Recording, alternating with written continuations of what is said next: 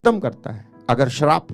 अगर परमेश्वर ऐसा नहीं करता तो श्राप की वजह से श्राप लग जाता और इजराइल खत्म हो जाता, लेकिन इजराइल खत्म नहीं हुआ।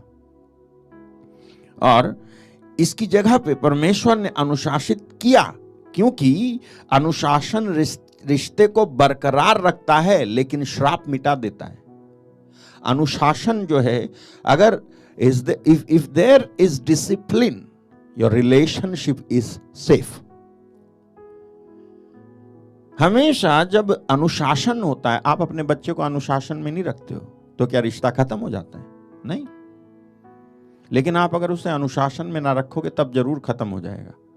तो अनुशासन में रखने का मतलब है कि रिश्ता खत्म नहीं होगा, रिश्ता बरकरार रहेगा। तो जब अनुशासन में रखता है परमेश्वर, तो इसका मतलब यह है कि रिश्ता बरकरार है और आप ब्लेसिंग के अंतर्गत हो, यानी आशीष के अंदर ही। तो अनुशासन की एक अच्छी बात यह है कि अनुशासन हमेशा आशीर्वाद के अंदर ही होता है, बाहर नहीं। मतलब जब भी परमेश्वर आपको अनुशासित कर रहा है तो इसका मतलब यह है कि आप आशीर्वाद के अंतर्गत अनुशासित हो रहे हो।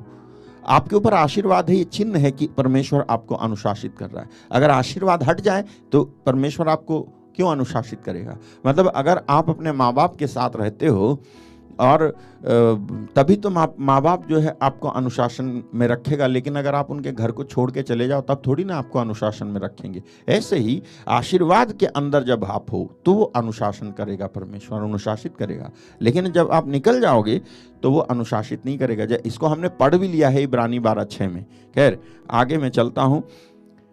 बाइबल क्या कहती है मालूम है? श्राप आइडेंटिटी को मिटा देता है। बाइबल कहती है, गलाती 3:13 में हम चले जाएंगे और वहां देखेंगे। वहां क्या कहती है बाइबल?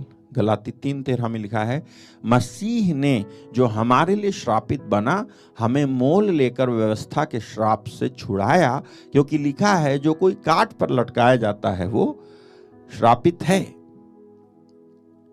यहां पर कौन किसके लिए श्रापित हुआ? यीशु मसीह श्रापित हुए। किसके लिए? हमारे लिए।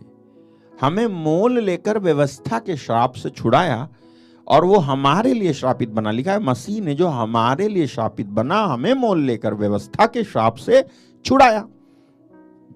अब आप ये बताओ, जिसने आपको व्यवस्था के श्राप से छुड़ाया है, अगर अनुशासन को कोई शाप माने तो इसका मतलब यह हो गया कि परमेश्वर अपनी